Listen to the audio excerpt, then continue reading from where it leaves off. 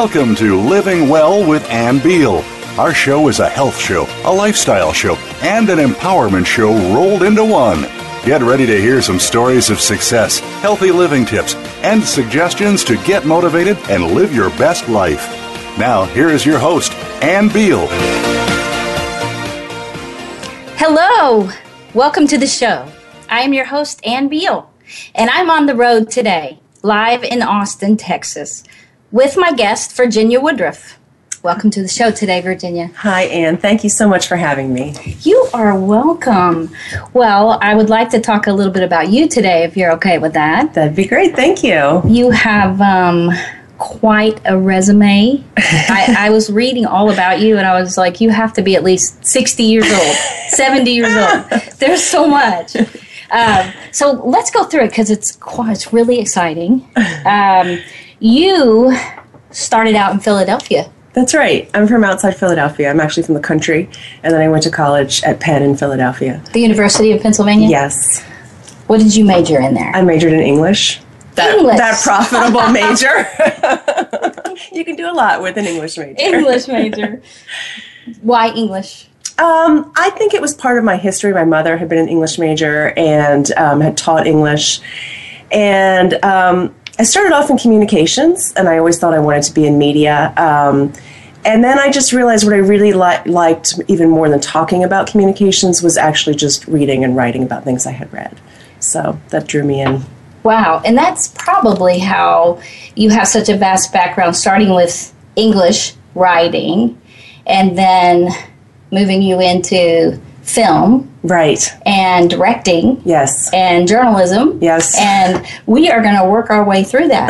That is very incredible and cool. And I want everybody to just know that what Virginia's done is a great map for women and people on how you can start off with a passion and fit it to every season of your life, to fit perfectly and design your life where you've designed it instead of letting it design you. This is a great way of putting it, Ann. Yeah, because most people just kind of fall into things. Yeah. And so with a little effort and a little direction and planning, just really understanding that you can alter your life to fit perfect as you grow for each season. Because a lot of people really feel like they've ended up just not reaching their goals, not living their dreams. Right. And if that's you today, you can change that. And you can redesign your life to fit and achieve your dream or a version of your dream right now. You started out at the University of Pennsylvania in journalism in English or just English? I was an English major, but I wrote for the school paper, which was a good paper. It was independent. And so I started doing feature articles for them about, I did one on the ballet in Philadelphia, and I did one on some entrepreneurial women, things like that. And that was really a great way to get your feet wet, because that was actually what got me my first job. Because I think you don't realize when you're in college, you think it's all about if you show your papers and your grades, but employers don't care about that. They care about, in the case of journalism, clips or real life experience. So I was lucky that I had done some of that and could use that to, I started working at a small paper outside Philadelphia and just started doing daily reporting for them. Now, is that the Phoenix newspaper? Yes. Whoa. Okay, they have Phoenix newspaper in Philadelphia. Well, it's in a town called Phoenixville. Yeah. Everything in small. Pennsylvania ends in Ville. It does. Collegeville, That's right. Swikesville. That's right. Or Berg. Harrisburg, yeah. Shippensburg, Muellersburg. So Working Women magazine, I know you were a journalist there too. That's right. Then I went to New York, and I was editorial assistant at Working Woman, and I wrote for them as well. And that was another great place to get my feet wet. It was difficult. You know, I think you don't really get paid enough to live in New York when you work for a low-level position in a magazine, so that was a struggle. But I learned a lot, and I had a great boss who was a good editor, so I learned how to edit really well on that job, and I found I enjoyed that side of it too. Well, you have so many awards that you got when you were at the University of Pennsylvania that probably set you up for getting jobs well when you got out. I see that you had the best undergraduate paper on Shakespeare. That's right. Oh, that was kind of a pretty surprise. I did a thesis, a longer thesis, which you could get into this program to do. So I wrote one about Shakespearean plays, and only found out they put it in the little school paper at graduation. So someone told me about it. It was kind of the way the English department was. It wasn't the most organized. So you kind of found out about things after the fact. Well, the University of Penn doesn't sound like that. They make it sound like it's a big deal. And then you got numerous writing awards. Now, after you went to New York, I didn't even have in the bio that you went to New York. So I'm like, okay. The Working Women magazine job was in New York. Yeah, that's right. So how long were you in New York? Just about 2 years. I think for me that was enough to be in New York. You know, they say, I wasn't, my mother was a native New Yorker, but for me it was overwhelming. And we talked about this a little bit. I tend to get overwhelmed by things. Right. And some people can really handle all that. But for me, it was just the noise and the pace. Just didn't suit my personality. So to some people it sounds really exciting. Yeah. And to other people it sounds very overwhelming. Yeah. Right? Or they just look at pictures of New York City and go, ah. Yeah. But I think for a short amount of time it would be really neat. And it looks like you have lived in a lot of places. I have. Because after New York you ended up at the University of Texas at Austin. That's right. I went back to graduate school and got a master's in English there. Master's in English. I don't mean to laugh. English was not my best subject, believe it or not. Okay, so you got numerous writing awards there at UT. Right. And then you ended up on a fellowship in film at UCLA. Yeah, so I knew I didn't really want to be a professor of English, which was the path I was going down. And so I was looking at doing other programs, and I started to really see there's a lot of independent films that are being played in Austin. I started to go and see a lot of them and really got drawn into that, wanted to do that. And so I went to UCLA for film school, got an MFA in directing. And, that was a big turnaround for me, because I think before that I had felt very confident. Things had come, writing had come relatively easily. Filmmaking did not come easily. It's very technical. There are so many ways that you can make a film wrong, even a short film, which is what we were doing. So that was I think it was very good for me. It was almost like going into therapy for 7 years, film school, because it was such a challenge.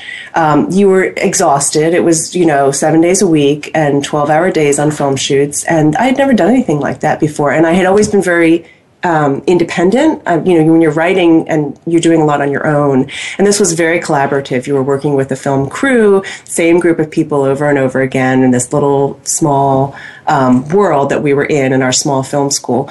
So all of that was really hard for me, honestly. Yes. And kind of, kicked my butt a little bit. And I think it was good, though. I think it was humbling, and it was really what I needed at the time. I found it to be very hard, but coming out, now that I look back on it, I learned a lot of life skills from that. Sometimes the hardest things you do really teach you, really help your character. Well, what got you from, English at UT in Austin, here in this lovely where city, I now live, to Los Angeles? Well, I mean, how did you make that? Because that's such a brave thing to do. Talk about a risk taker. I mean, you went to New York City, right? And then you're going to LA, right? And you went to Texas. I mean, I get around. Okay, Texas sounds, exciting. For me, that was exotic, because I'm from Pennsylvania. Yes, coming south. Right. And nobody in my family had any connection to the South or to Texas, which just seemed like a foreign world. I bet. And then I really fell in love with Austin. So I went to LA. I was there for 10 years.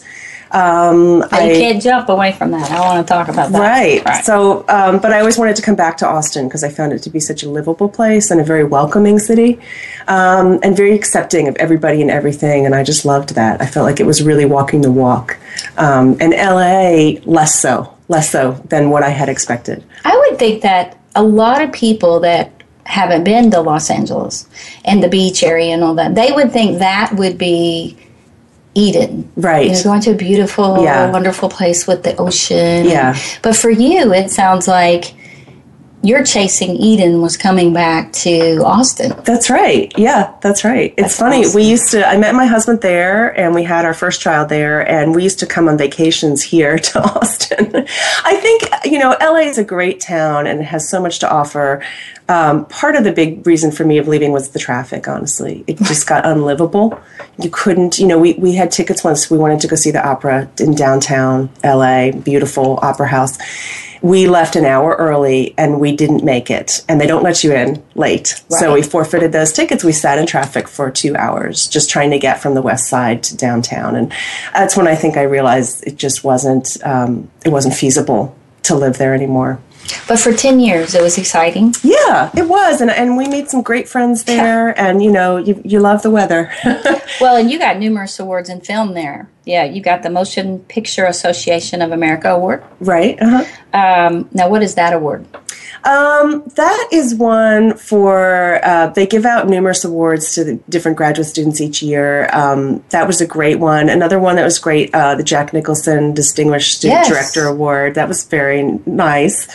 And it costs a lot to make films, and at UCLA you pay for them yourself. Oh, wow. So we were all under budget and struggling, and so every time you got one of these, they were monetary, and that really helped because, is how you are literally paying to buy your next roll of film. So you got the Women in Film Foundation Fellowship and the Women in, you got 2 fellowships there. And just really, it looks like such a great career in writing and directing and filmmaking in Los Angeles. Yeah. I mean, it was. I have to be honest about it. It's a very tough world, especially for women. It's very hard to break through. So even if you feel that you've done a lot of work in graduate school, it's really different from the real world of filmmaking. And you get out and everybody wants to be a writer and a director, and the whole town is filled with those people. And there's a lot of talent. It's not that there's a lack of talent in the town. It's just very hard for most people to really be seen, for someone to look at your script or look at your film, someone who has the means to make something happen. And I think if you're willing to really dedicate your life to that, you can get there. And I think as it went on, I had shorts playing in festivals, and that was great, and my friends did too. But I realized I don't think I had it in me to really do that kind of a sacrifice to try to get there. And I think it would have been very hard to do that and also have 3 kids. Well, and so you made a decision based on what you wanted. And I think that's part of designing your life instead of letting life design you. You could have, woken up one day and been like, I don't know how I got here in LA when in this film, and been unhappy, or I don't like having my kids here. But instead, you were very proactive. Once you experienced it, you actually said that you came to realize you could do a lot of the same things and be happier in Austin, Texas. That's right. That's true. Yeah. And I think that that's a good point. I think my husband and I sort of made this policy of move forward. Because I did have a lot of regrets. It was hard for me to give up filmmaking, which is, I don't do it anymore. And so I struggled with that because I'd spent a lot of years, a lot of money, a lot of time in my life committed to trying to make that work. And I think I got to a point where it really was more important to move forward. And so sometimes that's another, you get to that point in your life where you're like, am I going to keep knocking my head against this wall, or am I going to swivel and try to do something else? And so that's what I did, and it ended up working out really well. So yeah, move forward was my motto. For a couple of years, I had to remind myself of that so I wouldn't be regretful. Don't get stuck. That's LA right. is beautiful. Right. And so... and it was a great experience, and I learned a lot. But then I had to move forward and say, I really want to live in Austin. I really want to be present for my kids right now. And then I will move forward into something else. Well, and when I lived there, I had a lot of fun. I was just there 3 years and was at the beach a lot with, my baby, taking her to the beach, my first child. There was the biking. I mean, I was such a tourist over there. I did everything touristy. I had so much fun. But it was temporary. Yeah. And the traffic was crazy. Yeah. It was, and I was looking forward to coming back to Texas. Right. But it's so funny that, humans are so difficult. We want beauty, we want ocean, and we want nice weather. And then we're like, oh, but we don't want traffic. And we don't want crowds. We don't want crowds. And we don't want, and so as we were driving back, and I'm sure this happened to you, there is a place along the route from LA to Texas to the Austin area when you get around to, I don't know, Albuquerque, kind of that kind of area, you start thinking, what am I doing? The beauty is disappearing. Yeah, that's right. It's a different kind of beauty. Yeah. That's right. Yeah, it is. It's you drive through the desert and you wonder what happened. Well, so you came back to Austin, and that's really, really exciting. And you're glad that you did that. I am. I just feel so comfortable here. I don't know what it is about this town. I'm not from the South or the West, but I think the same thing's happening with Austin. More and more people are moving here for that very reason. It's just a very comfortable place to live, and it's a great place to raise kids. Right. That's wonderful. And we're in Dallas-Fort Worth, in the Fort Worth area. We feel the same way very much. And it's not far from Austin. We can just come down here. Well, wonderful.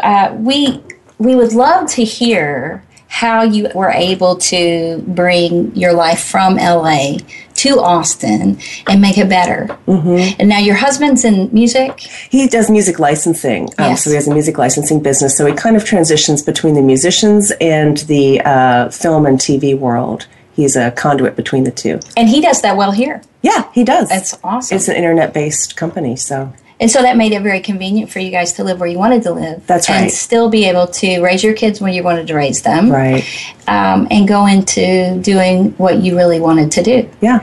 I think it's just as important along the way for you to learn what you don't want to do. Yes. As much as learning, and it can be much more directive learning what you don't want to do than trying to figure out what you do want to do. I think that's a really good point, and it's good to have tried it and say, you know what, I tried that, and I really gave it my all, and now I'm going to switch and do something else. But you learn other things from it too. You may not be, as I said, like I'm not making films anymore, but I learned so much about dealing with people, telling a story in a different way that I use every day today. So yes, you do, and I read about that all last week, about all the stuff that you've done here. Now, how long have you been here in Austin? We've been in Austin about 7 years now, going on 7 years. Yeah. 7 years, okay. So when we get back from break, you're going to tell us all about what you're doing here and how it's been kind of your Eden, your paradise, right? Maybe, because you do love it here. I do. When you talk about it, it sounds lavish. I just hear it in your voice, like you're in a foreign country enjoying life. So when we get back from break, we'll have you fill us in on all that. And so thanks for tuning in. We are going to break for a commercial, and then we'll be right back to hear more from Virginia Woodruff on her life here in Austin.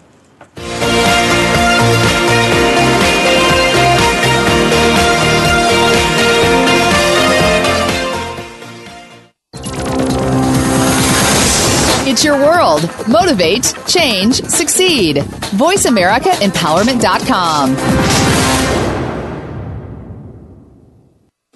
Have you ever noticed that sometimes life just feels easier, especially when judgment of you or anyone else ceases to exist? What if you could function from that space all the time? What if gratitude is the key? Every time you are grateful for someone or something, a new universe opens up. What difference can you create in your life and the world from the energy, space, and consciousness of gratitude? Join us on Access Consciousness Presents Beyond Saying Thank You every Tuesday at 12 noon Pacific Time on the Voice America Empowerment Channel. There are 13 unbreakable habits of truly enlightened people. These life-changing habits are discussed on Dream the Life, Live the Dream with Dr. Yomi Garnett. We'll offer an excursion in self-discovery, along with wisdom that will allow you to stay on the correct path toward your destiny. You can find excellence in your life. Tune in every Thursday at 7 a.m. U.S. Pacific Time. That's 10 a.m. Eastern Time on the Voice America Empowerment Channel for this exciting transformational journey. Are you looking for life's answers? How about the meaning of true self? Can you really be a better person overnight? Well, good luck with that. Now, if you want to know more about this insane world and life we lead, tune in to Absurd Psychology, Straight Answers Without All the Bull, hosted by Dr. Gary Bell. You'll learn about how the brain operates under different psychological conditions, some common sense. Heck, you might just actually learn something. Listen Mondays at 9 a.m. Pacific, noon Eastern on Voice America Empowerment. Build your better business. Achieve that goal. Make good on that resolution.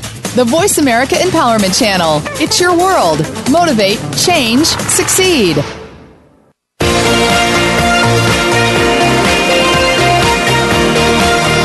You are listening to Living Well with Ann Beal. We'd love to hear from you with comments and questions about the show. Please send us an email to ablivingwell@gmail.com. That's ablivingwell@gmail.com. Now, back to this week's show. Welcome back. This is your host, Ann Beal, and I am talking with writer, director, new journalist for the last 7 years, Virginia Woodruff. We were transitioning from her life in Los Angeles as a filmmaker, an independent filmmaker and director, to her life here in Austin. So you're in Austin now. Yes. You get to Austin 7 years ago. What did you do? And how did you know that you wanted to come here to do it? Well, I think we just loved it here. It's a very outdoorsy town, and we liked that. And it's just, it has changed a little bit. Even the last 7 years, it's grown a lot. But it was just easy to get places. Everything was 15 minutes, no matter where you wanted to go.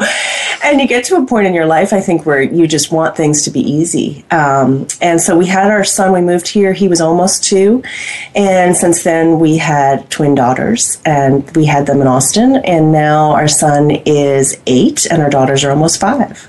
Wow, that's amazing. Yeah. Isn't it twins? Twins. So It was cool. crazy, too. That's been another journey. So you had your first child in LA. We did, yeah. So did that affect your decision to leave filmmaking? Yes, it did, yeah. And to leave LA, I think. I think I just, I went into parenting full. I jumped right in. And it was a big learning experience for me. And it was the hardest thing I've ever done, but also one of the most satisfying things. Yeah. It's one of those things where you love it and you hate it every day, all the time. It's really a challenging experience. But, it was really interesting for me, and it was interesting to meet other new moms. And I found a huge new world through that. Like, I didn't know you would have this immediate connection with everybody who had a baby, whether they spoke your language or not. It is amazing. That was really fascinating to me. And I just found the whole thing really fascinating. I just really embraced parenting, and my husband did too. And it's been such a journey that we've been on. So you didn't leave your husband behind when you fell in love with parenting. That's right. No. Is that what you're telling me? Well, he really wanted to be a very involved dad too. And I think it's challenging for him to work from home. But one of the reasons he loves to do that and to continue to have his own business and not go work for someone else is that he can really be there. And he's so glad he hasn't missed any of those moments. Now, was he home and worked from the house when you were in Los Angeles? He did. He did other things, but we've always kind of both worked from home. We never missed each other, which is sometimes challenging. That means you have the love language of time, probably, that you both, in some ways, because some people will be like, how can you see him all day long and all night? Yeah. Right? Well, we do have, we go to our separate offices, but it took us a while to learn to do that, and then we'll meet up again and eat lunch together at the dining room table in the house, and then go. But yeah, it took me a while not to interrupt him as much as maybe I wanted to. But we've learned how to do that now. So yeah, but it's nice to work from home. So how did you if you'll tell the listeners, how did you go about deciding and finding a job and all that, leaving LA to come here? I mean, what would you advise people when they're thinking about leaving, saying, oh, you know what, I don't want this life. I want to go back where I went to college, or go back where I grew up, or go back to that one place I took a vacation at. Right. Yeah. I had some friends not very long ago get back from the Bahamas. Yeah. And they're like, oh, I just want to move there. And they actually started looking into moving there. Yeah. I was like, are you kidding? You're going to move to the Bahamas? Wow. I think, some of it is, if you can afford it, you should do it. I mean, for us, Austin was more affordable than LA, for sure. LA was the other part. It was the traffic and the expense. I mean, to have a house in a nice neighborhood, even if it's a modest house, was just astronomical there. It just became sort of an untenable place to live for us.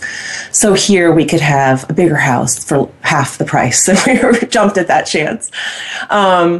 So I think if you can do it, you should. I mean, I really feel that life is so short, and you're in, as you said, seasons. It doesn't have to be forever either. No. We may not be here forever.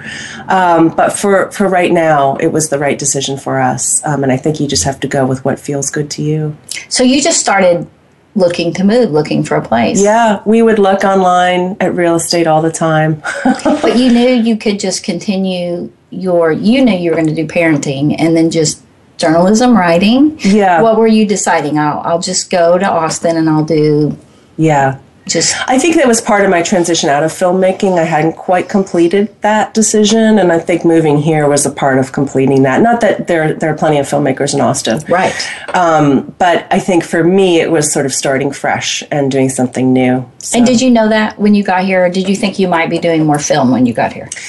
That's a good question. I think I thought I might still be doing film. I hadn't really put the lid on that box. And it's not to say that I might not go back to it one day. That's good to hear. But it's just, it's just a very full-time commitment. And for me, it didn't work along with having kids. Right. And it's so awesome that you can make that decision, right? Mm-hmm. And, so often women, maybe we could say feminist, whatever. I saw on your website that we'll talk about later, there was, my mom is a feminist. The lady who interviewed her mom. I just shared some piece about that, which was great, yeah. And she was like, okay, my mom's a feminist. And I started thinking, I think my mom is. Because, the more I've gotten older, the more I realized my mom was much more 60s like. Yeah. So it cracks me up. And so, they talk all about having a career and doing, all these things. But, and there's lots of great daycares all over Austin, all over Dallas, the whole area. You can have a daycare take your child at your career, any company, any business from like 6 a.m. until 8 at night, right? Mm-hmm. And have your career, but then you lose your children and you lose that wonderful time with your children. Yeah. And if you're working that much, you're not with your spouse much. That's right. And you chose a different route. Yeah. Your family. That's true. Well, I also want to say that I think it's interesting how I really want to throw out that idea that it's not feminist to be a full-time mother, because I feel I'm a feminist and I really have also enjoyed being a mother, and it's definitely been the hardest thing I've ever done. Right. That's true. And I think this generation, we're doing it a little bit differently. We really want to be there for our kids. We want to spend time with them, perhaps in a way our parents didn't with us, whether our mothers and fathers were working or not. It was just a different way that they viewed parenting. It wasn't the number one thing they were doing. And I think now we really put a lot of value into it. Yeah. And we see a lot of results from that. And so I feel a lot of feminists I know are very proud of being full-time mothers. And maybe that's a transitional thing. They're going to do it while their children are young, and then they're going to go back into something else. And what's been interesting, too, is to see how many people take some time off to be a mother and then find a different career afterwards. From the other people that they met who are mothers, maybe they're working with those other people now. They start their own businesses. A lot of them are working from home.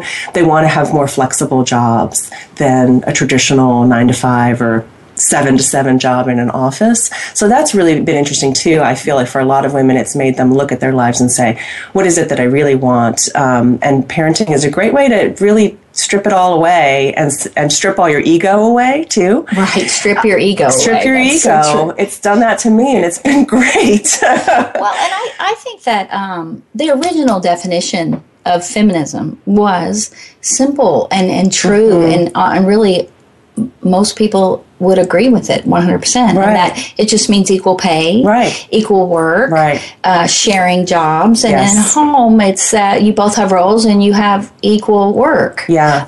If you both have jobs, and when you get home you both take care of your house because you right. both own the house, you both live in the house. That's right. And if you lived alone, you would have to clean your house and do your laundry and cook your food, right, or eat out, just like you would if you had a roommate. Well, you both do it. Yeah, I think it's valuing yourself. Yes. And so for a long time, women were taught not to do that, to really put their own personal needs and desires on the back burner. And so I think now, and I think the interesting thing is a lot of men in this generation say, hey, I really want to be an active dad.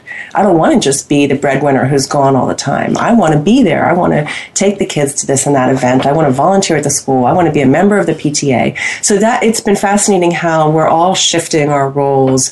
And I don't think we're there yet. I think everybody's still working it out. And partly that's because work has not changed. Corporate life has not really shifted enough to allow people to have the flexibility that they want right now. Right. Well, it's interesting because men are getting to the point where they're realizing hey, if my wife wants to go to work every day and make all the money, I just get to hang home with the kids. That's cool, And so, why would I not want you to go slave if that's what you want to do? Right. Yeah, it should be much more just how are we going to make it work? Let's figure this out. Yeah. And so really, it's feminism meant more, to me, what my mom taught me was to embrace feminism, that you can be strong and you can be confident and you can be smart and still be very feminine. Right. And be an athlete and still be very feminine. That's right. And that femininity didn't mean that you had to act like a man or a boy. And I have 4 brothers, so I tried that to keep up and had a little, but to really be able to be just as capable and yet still feminine, and that the femininity is what made us different. And so I could embrace wearing my feminine clothes and my feminine suit that was very smart and very confident and very somewhat my power suit, but feminine. And I love that. And so bringing that home, loving the time with your children, embracing the time with your husband, helping together to build a beautiful home and just a fun, wonderful, safe place where it's really peaceful. And when you come home, you feel like it's kind of your safe haven. I'm looking for the peaceful. I know my kids are still grown. a little bit crazy over here, but when I am looking forward to the peaceful. I saw your eyes. Peaceful. Yes. Well, my kids are grown. I've got to remember this. But yeah, and so I think that for you, designing your life with what you really wanted to do, you chose to work out of your house. Right. Your husband chose to work out of his house. Right. The house together and enjoy your kids. And, walking up your porch today, I saw all the bikes. Oh, yeah. And I was like, that is so cool, having all the bikes. And of course, bikes fit Austin. Yes, everywhere that's right. Bikes and dogs. Bikes and dogs. Yeah, you walk into a restaurant and tacos. Tacos. The triumvirate of what defines Austin. If we had a shield, it would be bikes and dogs and tacos. Tacos everywhere. Yeah, that's right. That was the most fascinating. All the dog parks, when you walk into restaurants, there's dogs. Yeah. My youngest daughter loves Austin. Mom, you can take your dog everywhere into restaurants. And so it is a wonderful place. Yeah, I think that's the thing I liked about it. And, also the multi-generational aspect. I remember when I went to grad school here, I was always really impressed if you would go to see some live music, which of course is the 4th part of Austin. There'd be young people, but it wasn't just hip young college students. There were gray-haired people, they were grandparents, there were hipsters who had grown up, there were hippies who had grown up, and everybody just mixed together. And I think I really liked that part too. And the same now, you go to concerts and then people bring their kids. There's a part of ACL for kids. So I really liked that. It felt almost a little bit European to me. My father was from England, and so we went over there a lot growing up. And to me, that part of multi-generations all enjoying the same thing, I feel like we've lost a little bit of that in our culture too. Yes, it's very separated. Like, this is where you take your children, and this is where the old people go, and this is where the college students go. And this is where you retire. And this is where you retire, and this is where the moms and dads are supposed to be. And I feel like one thing that I like about this city, and I hope it doesn't change, is that everybody can enjoy things together, and no one is saying this is just for you or just for me. Well, and there's other things about Austin that are cool. I mean, you can walk down the street and Matthew McConaughey will be hanging out. That's right. Okay. Robert Plant might be hanging out. That's right. But in light of Interstellar, Matthew McConaughey. And so that is really cool what you have done. And so what is the best part of your life right now? That's a hard question. I mean, I think the best, I really love living in Austin. I love working at home, and I love being able to be there for my kids, just for the little stuff, even if it's the fights and the complaining. They fight a lot with each other, but, I think that's okay. It means they're, expressing themselves, which we are big on in our family. And so I think that is great. And then, I really love that I've found something I can do from home, which is writing about parenting and running my website, that it fulfills me professionally, but leaves me time to still be engaged in my life. Well, and that brings us to the next segment after our commercial, and we are going to talk about your website. What's the name of your website? Great Moments in Parenting. Right. And what's that little tagline there? When I read it was great. Yeah, it's the agony and the ecstasy of life with kids. The agony and the ecstasy. Yes. Okay, so I was talking about the ecstasy earlier, and I saw agony on your face. There's some of that too. I'm looking for the piece. Yes. And you spend a lot of time. When I was looking at that website, there's so much to that website. Why did you start the website? Well, I have wanted to write a book for a few years, and I realized you have to have a platform to write a book, and I didn't know what that was, so I spent a lot of time figuring it out. And basically, it means you have to have something else that put your name out there into the world. And I didn't feel comfortable writing a personal blog. I think I'm just not that comfortable talking about myself all the time. I didn't have enough going on that I was really going to be able to fulfill that. So I had an idea to what I call an open blog. So I publish myself and I publish other people. A lot of them are bloggers. Some of them are people who have never written for a blog or online before, who I've met, and they've told me something really interesting and about their parenting. And I said, listen, would you write about that for me? Because I'm really interested in hearing that perspective. So the point of it was to really bring some honesty back into the parenting conversation, because I felt like there were a lot of books that were telling you what you were supposed to be doing, a lot of blogs that were either very funny or they were very perfect. Right. And I kind of wanted something that was both, that was in the middle, that was also saying like, hey, this is really hard. This is something that happened to me that was just crazy, and I have no good answers, but here's what happened. And so we could commiserate over that experience. And it's really taken off. It's hit a nerve with people, and it's been so wonderful to see, and I'm really enjoying doing it. And there's so much input on that website for men and women. That was the other thing that I think, because we co-parent as a mom and a dad, and we both really share the duties 50-50, and I wanted to hear from the dads too. So I didn't want it to be just women, which is how most things usually turn out. And it is still harder to get men to write about things. I think they're not yet as public with talking, even though they're involved as parents. They're not as used to talking about it or complaining about it. So I'm working on that. Well, and I think just fatherhood is a complicated identity for men. It's not something that we hear a lot about out there. That's right. And for a lot of people, their fathers were not doing it, not the way they are. So they are really breaking the mold. It's just the way women are breaking the mold, trying to work and be a mother. I think for them, they are really figuring out, how do I do this? And it's the first time.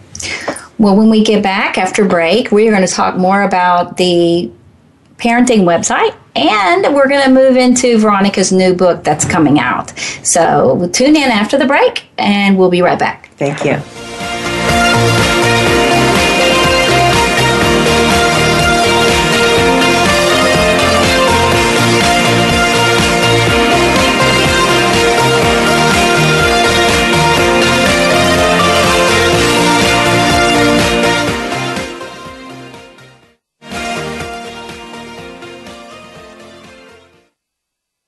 Follow us on Twitter for more great ideas at Voice America Empowerment. It's time to access your magic. Tune in each week to Living in the Magic of Possibilities with your host, Glenise Hughes. Our topics cover finances, personal health, business, relationships, mediumship, and so much more. If you want to access all that is possible in your life, listen to Glenise and her expert guests who've turned the impossible into the possible. Living in the Magic of Possibilities is heard live every Thursday at 3 p.m. Pacific Time, 6 p.m. Eastern Time on the Voice America Empowerment Channel. You have the power within to achieve anything, be it wealth, balance in your life, getting over your fears and roadblocks, and creating a positive impact on the world. Let Darby Mack show you how on the Powerful, Passionate, Prosperous Woman Show. Darby will bring you the tools and tips that you need to make it all happen, with engaging guests and topics that will help you make your dreams come true. The Powerful, Passionate, Prosperous Woman Show is heard live every Thursday at 9 a.m. Pacific Time, noon Eastern Time on Voice America Empowerment. How do you achieve balance in your life? Is it when everything runs in perfect alignment with each other, time, money, and life? You can keep everything in nearly perfect balance. Listen for Be Mighty with K.D. Marley, which is made up of two people, K. Mar and D. Lee. The hosts have worked with small business owners to find the best and most systematic way of tracking both time and money in order to achieve work-life balance to their advantage. The show can help you too. Listen Fridays at 11 a.m. Pacific Time, 2 p.m. Eastern Time on the Voice America Empowerment Channel. We're on Facebook along with some of the greatest minds of the world, and that includes you. Visit us on Facebook at Voice America Empowerment.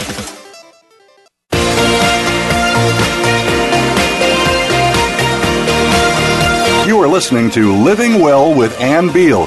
We'd love to hear from you with comments and questions about the show. Please send us an email to ablivingwell@gmail.com. That's ablivingwell@gmail.com. Now, back to this week's show. Welcome back. This is your host, Ann Beal, and I am talking with journalist, writer, director Virginia Woodruff. And I'm laughing about that because she told me on break that I said at the last minute right before we got off Veronica. And what's so funny about that is earlier when we were discussing, we got here this morning, about the scatteredness of being a parent.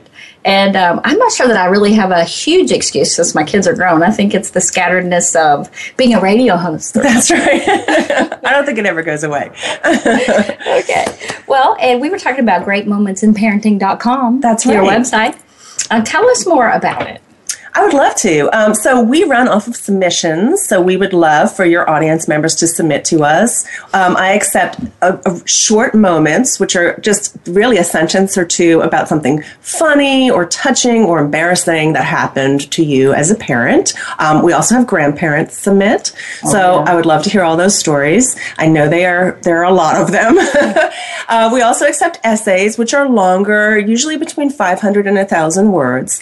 And that's more, where you're going through an experience that you've had, what it's meant to you, and what you are finding with what your conclusion is from that. And we also accept photos. So we've got some amazing photos about just crazy mess the kids have gotten into, costumes, secret things that they have done, a lot of sibling rivalry issues. We also have a section there for multiples. So if anybody else has twins or triplets, I love to hear from them too, since I am in that boat, and that is its own unique world of craziness. And that is exciting, because I think if I was to ask you, if there's one moment with parenting that you could say was probably the absolute craziest. Oh gosh. There's a few. There are a lot of moments. Yes.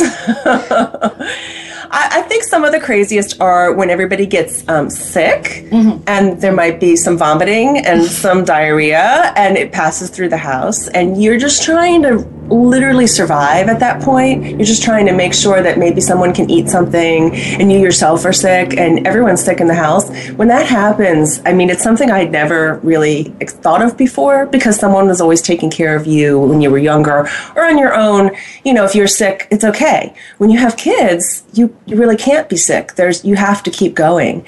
And I think those have been some of the hardest parts of just making yourself keep doing it, especially if you're still changing diapers, making yourself keep doing that when you yourself are sick is just, you find depth of strength you never thought you had. Well, and for you, having twins, you talked about people having triplets or quadruplets. I can't even imagine, right? But twins does make it more difficult because you have two exactly the same age. That's right. Going through exactly the same, when there's especially babies, two colics or two flus or two, That's right. So you're not.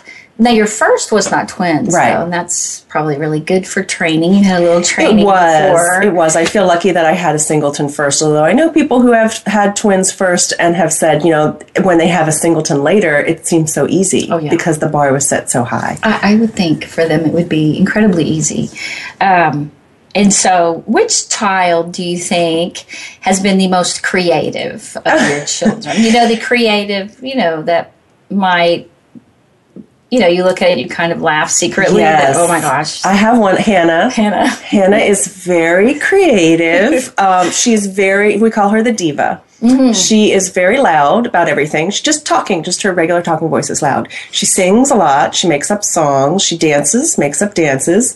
And she is very determined when she wants something. She is the hardest to negotiate with. So I see sort of a Diana Ross in her. So when I'm hoping that she will make it in some creative career so that her personality will be respected. Otherwise, I think it's, that can be really hard to be a big personality in this world. On the other hand, she could care less what someone thinks about her. She has no sense of shyness or she has no self-esteem issues, And I think it's interesting having twins too. You let yourself off the hook as a parent. That I didn't create that in her, just as I didn't make her sister be a little more shy and a little more thoughtful. That's just how they were born. And it's been fascinating to see both that I'm not responsible for that, but, I also can't be praised for it. So it's kind of nice having twins again, because it makes you realize, which all parents should realize, is really they come out with their personality and they are who they are. And you just have to sort of work with the child that you have. Well, learning those different personalities is quite fascinating. Like, I had the experiences of realizing when a child asks to paint, they're not necessarily talking about finger painting or, child painting. They may actually end up outside painting house paint on something. And, just like taking them much more literal. Mm-hmm. That their mind and what they're thinking is not necessarily what an adult is thinking. Right. And so parenting is it kicks that that arrogance right out of you. Yeah, right? And a sense of control. Oh, God. I mean, you think you have control, you think you know what to expect. Mm-hmm. And then that goes out the window, and that's hard, but it can also be a good thing, because you have to learn to think on your feet. You have to be a lot more flexible. You have to improvise a lot more. And you have to be willing to also just sometimes say, listen, it's not going to get done. It's not going to happen today. But it's all worth it. Yes. It's so worth it. And I think, I'm so glad, because I loved what I did when I was in California working, and I traveled with my job, and I loved it. Mm-hmm. And I had said, I can't even tell you how many times, I'm kind of embarrassed how many times I said I wasn't going to have kids, right? I was going to travel, and I was going to make a lot of money. I was going to do all this and then have children, mm-hmm. right? And so once I had my first, I had no idea how incredible it was and how wonderful. I never would have ever known that. And so it has been a great experience. I was incredibly fascinated when I read about, well, I guess you talked to me about it, your book that's coming out. Right. And just the idea of the book. And then I heard another interview you did when you were talking about the book some more. Mm-hmm. And I thought, this is such an awesome book. Tell us about your book that's coming out. I would love to, yeah. So it is called Am I Doing This Right? Why It's Harder to Be a Mother Today Than It Was a Generation Ago. This came about because I was talking to a lot of new moms, a lot of friends, a lot of people I had just met through different associations, and everybody was saying what a hard time they had. And everybody was asking, am I doing this right? Everybody was reading all these, just like me, I was researching and reading and trying to follow different parenting styles. And I suddenly realized this is really interesting, because when I talked to women of the older generation, and when I thought about my mother's now died, but when I thought about her as a mom, right, she wasn't asking, am I doing this right? She was just doing it. Right. So I started to research, and I found that it was very fascinating that a lot of things have come together for our generation in particular. I would say people who are in their 30s and 40s now who have children, that they, compared to maybe the baby boomers or the generation before, that challenges that those mothers did not face. And certainly one thing I want to say right off the bat is one advantage we have is that the men are helping a lot more, that they weren't helping my mother or my grandmother. Right. That just wasn't expected. So they were doing it on their own. But I think partly it's been the internet. Partly we just have too much information. We are the first people to parent in the age of information. So anytime your child coughs, you look on the internet and you think they've got tuberculosis. It's worry, right? And so it's helpful because you can turn to the internet when you have questions, but it can be harmful because you can really get overwhelmed, whether you're reading a lot of blogs, reading a lot of WebMD type of websites. It can be overwhelming when you're a new mother. The other thing is, I think that there's a lot more emphasis on parenting now and wearing your baby, breastfeeding. All those things are great for your baby, but they can also be really hard on the mother. So if you are going to do that, you have to really give yourself some breaks and fill up your own cup. And that can be really hard to do because you feel guilty all the time. You feel like you're not doing enough. And I think our mothers didn't think about that. No. It was much more, even like day to day, the kids would just go out to play, come back for dinner. Was how it was. Now you can't let your kid go out and play by themselves. We're concerned about safety. We're a lot more concerned about safety. We're a lot more fearful. So we're parenting out of a place of fear. And I think that can make us very anxious.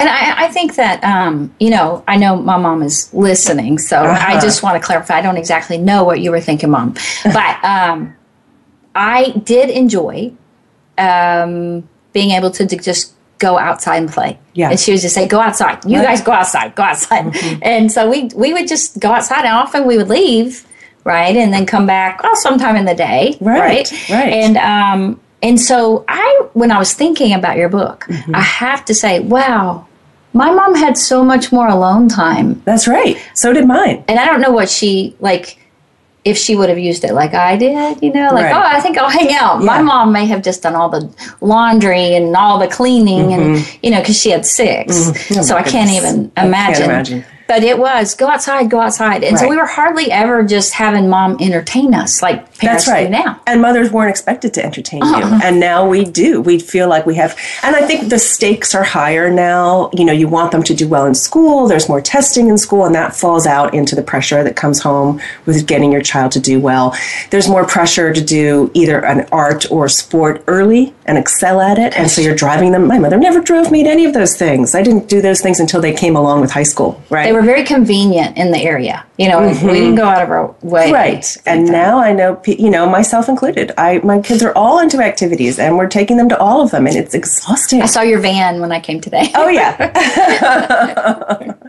And I think one of the other things that shifted is just the demographic trends have changed. We have children later in life now. Women have usually worked before having children. They have college degrees, sometimes graduate degrees. So I think you bring a lot of that ambition and just power that you used to bring to your career, to your parenting. And I don't think that that's a bad thing, but I think it has changed what parenting looks like and has changed what motherhood looks like. It's not something we just do because it happened to happen to us. It was something we do it very consciously. We wait to have children. We do it when we're ready. Then we put our whole effort into it 110%. And I think sometimes it's really hard to step back a little bit and realize we don't have to do that. And I am definitely a part of this as well. I'm talking about myself, but I found it was so common with everyone I talked to. And it was interesting when I talked to mothers from the previous generation, my friends' mothers or people I would meet at conferences, and I would say, do you find this to be true? And they would say, oh, yes, I can't believe what my daughter has to do these days, lugging around the car seats. We didn't have car seats, constantly on the phone. And I didn't even have an answering machine. I didn't have to answer my phone. I could be home and not answer my phone. Nobody could contact me. Now we're constantly in touch. We're constantly on. And I think that raises the pressure for mothers. So that's what I'm writing about, really, is why does it feel harder today in those ways? And then, is there anything we can do about it? And that's a challenging question. I think the answer is just to step back a little bit and realize the world is not going to end if we don't cross every T and dot every I. I was wondering if the reason we work so hard to be perfect, right, with every moment, really, so much more than what our parents had to do is because they are truly right with us so much. We have to watch them all the time. That's right. They are right with us. They can't go out on their own and play. Yes. And so we have to come up with things to give them the learning and the growth and all the things that they would have gotten being out in nature and with animals and playing with their friends, because just playing stickball or army men or whatever, you grow and you learn and you build relationships, and all you have failures and all the things that kids now, they learn that in the home, in the house with the parents, or taking them to activities where there's other adults that can watch them or being there. Right. And it just seems like because we're right with them, we tend to be so much more engaged. And I think of my oldest daughter. She told me one day that she started staying in her room reading and stuff like that instead of reading in the living room. And I said, well, why? And she said, because you can see me. And if I'm laying here, it's like, hey, Ashley, could you help me with this? Or could you help me with that? And so, hey, go do that or go do that. And she said, if I could see her, I would give her things to do. Right. Or, discuss things with her or ask her things. So she could not have downtime to read or just relax because it went, my job is to have her do something or help her or engage with her. That's such a good point. Yes. And I feel that that's true. And we're not letting our kids be alone anymore. No. And that's a really great point. That's so true. And I think when you speak about going outside, or when people used to run, I used to bike around by myself outside. Oh, God, yes. And not only was it okay with my mom, but it was okay with other people's moms. Because now I find a lot, even if we will let our kids play outside, I will have other people give me a look or give them a look or say, what's happening? Is somebody watching you? We have the instinct to be afraid. Well, I wanted to give you time. If you want to reach Virginia, they can go to your website, right? Yes. Greatmomentsinparenting.com, so people can contact you. And I just want to thank everyone so much for listening, and thank you so much for being here, or letting me come into Austin and enjoy your house. I'm so happy to have you here, and I'm so happy to be on your show. Thank you, everyone, and we've enjoyed having you listen, and look forward to the next segment of Living Well with Ann Beal. Thank you.